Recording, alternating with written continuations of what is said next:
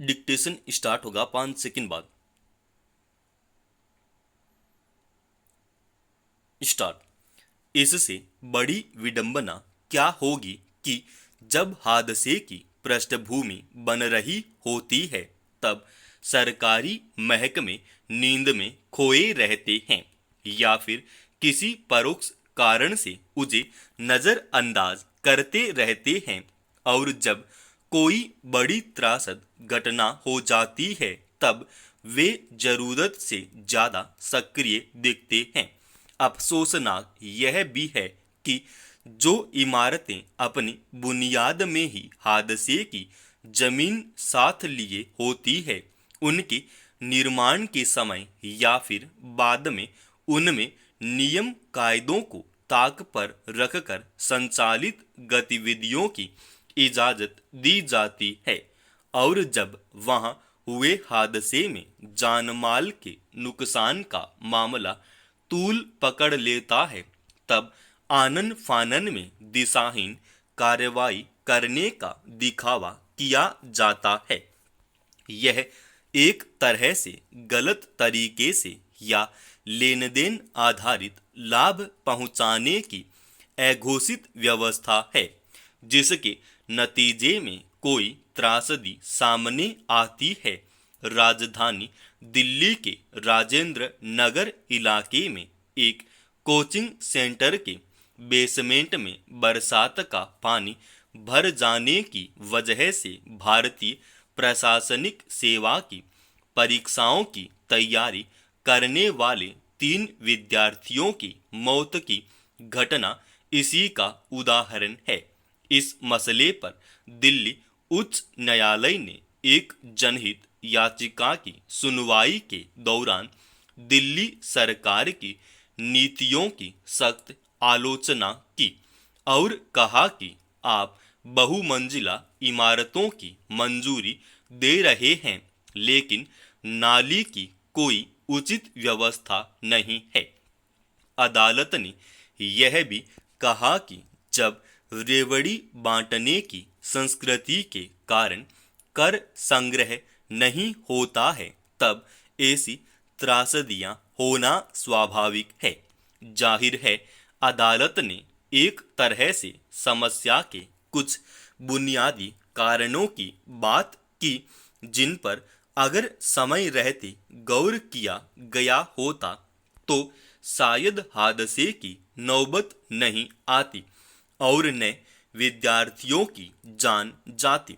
यह छिपा नहीं है कि जब इमारतें बन रही होती हैं तब उसमें नियम कायदों को ताक पर रखकर भी अपनी सुविधा के मुताबिक निर्माण करा लिया जाता है। इस बात की फिक्र नहीं की जाती है कि यदि लापरवाही भविष्य में किसी बड़ी त्रासदी की वजह बन सकती है। इसमें सरकार के संबंधित महकमों के अधिकारियों की भी मिलीभगत या अनदेखी होती है, जो ऐसे निर्माणों को रोकते नहीं या फिर कई बार नियमों के विरुद्ध इजाजत दे देते हैं। हैरानी की बात यह है कि जब इन वजहों से कोई बड़ी दुर्घटना हो जाती है और उस पर जन आक्रोश उभर जाता है तब पूरी तेजी से कार्रवाई होती देखी जाती है। इस क्रम में कई बार दिखावे की कार्रवाई करके असली जिम्मेदार लोगों को एक तरह से बचाने की कोशिश की जाती है। राजेंद्र नगर के बेसमेंट में हुए हादसे के बाद वहां सामने की सड़क से गुजरते एक वाहन चालक को बिना देरी की गिरफ्तार किया गया, मगर उन अधिकारियों के खिलाफ इतनी ही तेज कार्रवाई करना जरूरी नहीं समझा गया, जिनकी अनदेखी, लापरवाही या फिर इजाजत से बेसमेंट में पुस्तकालय चल रहा है।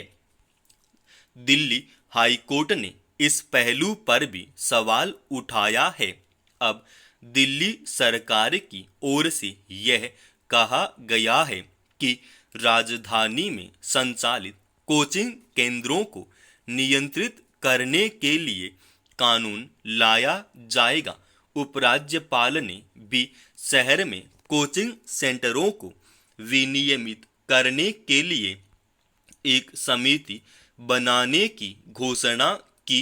सवाल है कि अब तक कोचिंग सेंटरों की गतिविधियों को किस आधार पर सुरक्षा संबंधी जरूरी उपायों पर अमल करने की बाध्यता से बख्शा गया था और सरकारों की नींद किसी बड़ी त्रासदी के बाद ही क्यों खुलती है।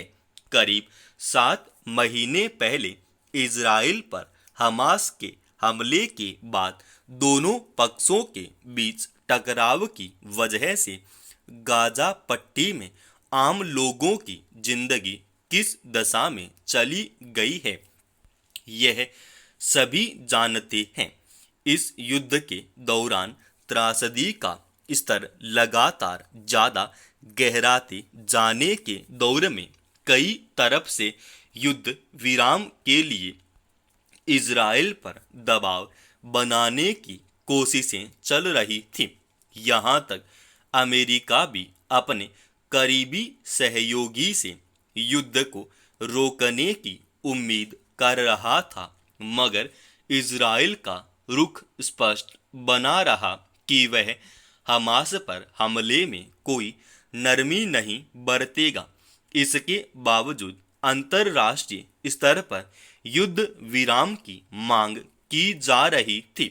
अब ईरान में हमास प्रमुख इस्माइल हनीयेह की जिस तरह हत्या कर दी गई और हमास के मिलिट्री कमांडर मोहम्मद दियफ के भी मारे की जाने की खबर आई है, उससे न केवल शांति की उम्मीदों को गहरा झटका लगा है, खुद ईरान ने भी हनीयेह की मौत का बदला लेने की बात कही है। हालांकि अमेरिका ने दोनों पक्षों से तनाव कम करने की गुजारिश की है और ईरान पर जवाबी कार्रवाई न करने का दबाव बढ़ाया है, मगर उसकी अनदेखी कर अगर ईरान ऐसा कोई कदम उठाता है तो उसके नतीजों का अंदाजा लगाना मुश्किल नहीं है। दरअसल हनीयेह की मौत के बाद समूचे मध्य पूर्व में जिस स्तर पर तनाव उभरा है वह कभी भी कोई चिंताजनक शक्ल अख्तियार कर ले सकता है। आशंकाएं यहाँ तक जताई जाने लगी है कि हनीयेह की मौत के बाद उपजे हालात में अब ईरान इजराइल पर सीधा हमला भी कर सकता है। अगर ऐसा होता है तो अब तक केवल इजराइल और हमास के बीच सिमटते टकराव की आग में कई अन्य देश खुद को उलझा हुआ पाएंगे।